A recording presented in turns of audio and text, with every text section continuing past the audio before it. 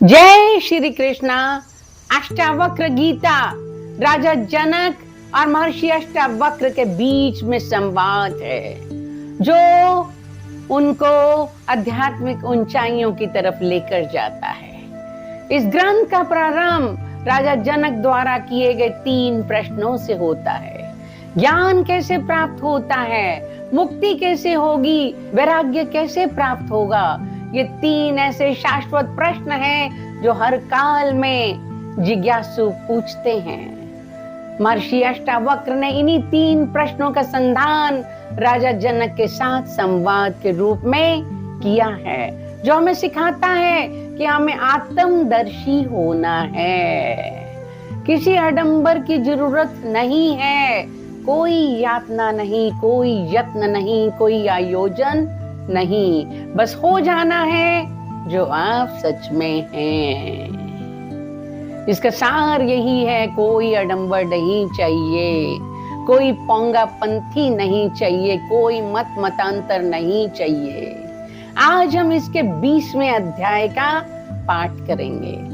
राजा जनक कहते हैं, मेरे निष्कलंक स्वरूप में 5 महाभूत कहाँ हैं, या शरीर कहाँ है, और इंद्रियां या मन कहाँ है, शून्य कहाँ है और निराशा कहाँ है। जब हम साधना शुरू करते हैं, हमारे सामने यही प्रश्न आते हैं कि शरीर तो केवल भ्रम है, ये 5 महाभूतों से बना है, लेकिन जब आत्मबोध हो जाता है, इन सब का कोई प्रयोजन नहीं रहता कि शरीर कहाँ है, इंद्रियां या मन कहाँ है, या हमें शून्य अवस्था में जाना है। सदा सभी प्रकार के द्वंद्वों से रहित मेरे लिए क्या शास्त्र है और क्या आत्मज्ञान अथवा क्या विषय रहित मन ही है, क्या प्रसन्नता है और क्या संतोष है, क्या विद्या है या क्या अविद्या, क्या मैं है या क्या वह है, और क्या मेरा है, क्या बंधन है और क्या मोक्ष है, या स्वरूप का क्या लक्षण है। इन सब का कोई प्रयोजन नहीं रहता। विद्या अविद्या, वह या मैं अलग अलग नहीं है, सब मेरी आत्मा में ही स्थित है। क्या प्रारब्ध कर्म है और क्या जीवन मुक्ति है, सर्वदा विशेषता परिवर्तन से रहित मुझ में क्या शरीरहीन कैवल्य है। मोक्ष क्या है, कैवल्य क्या है, जब हम शरीर को महसूस ही नहीं करते। सदा स्वभाव से रहित मुझ में कौन करता है और कौन भोगता है, क्या निष्क्रियता है और क्या क्रियाशीलता है, क्या प्रत्यक्ष है और क्या अप्रत्यक्ष। कुछ प्रत्यक्ष नहीं, कुछ अप्रत्यक्ष नहीं है। अपने उदय दूसरे से रहित स्वरूप में स्थित मेरे लिए क्या संसार है और क्या मुक्ति की इच्छा। कौन योगी है, कौन ज्ञानी, कौन बंधन में है और कौन मुक्त है। अब मैं दूसरों की तरफ देखता ही नहीं, कौन बंधन में है, कौन मोक्ष प्राप्त कर चुका है, कौन योगी है, कौन ज्ञानी है, कौन अभी अल्प बुद्धि वाला है। मुझे इन सब से कोई प्रयोजन नहीं है। अपने उदय दूसरे से रहित स्वरूप में स्थित मेरे लिए क्या सृष्टि है और क्या प्रलय, क्या साध्य है और क्या साधन, कौन साधक है और क्या सिद्धि है। इस सब का कोई भी प्रयोजन नहीं है।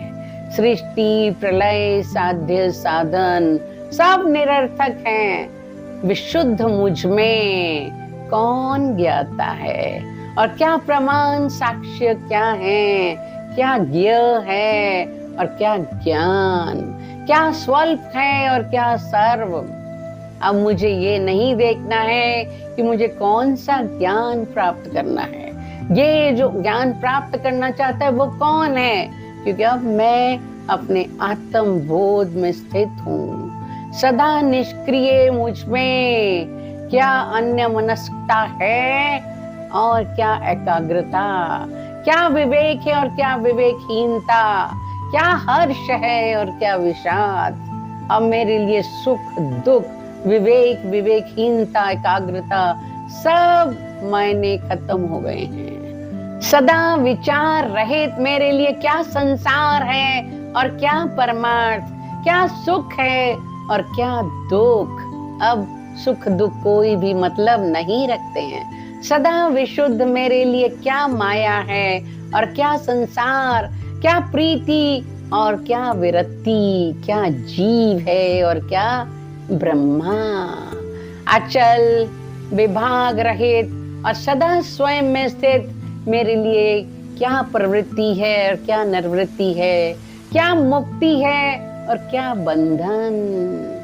विशेषण रहित कल्याण रूप मेरे लिए क्या उपदेश है और क्या शास्त्र।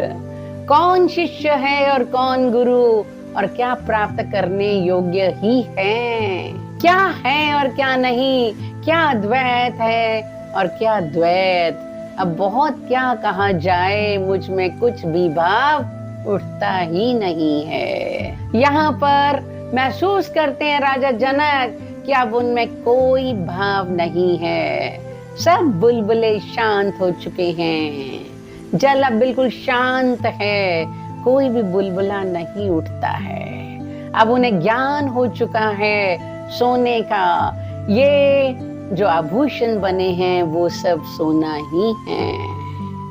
अष्टावक्र जी ने अपने आचरण से जो गीता ज्ञान दिया है उसका सार संदेश ये है कि शरीर नाशवान है तथा शरीर के अंदर विद्यमान चैतन्य ऊर्जा अर्थात आत्मा अमर है।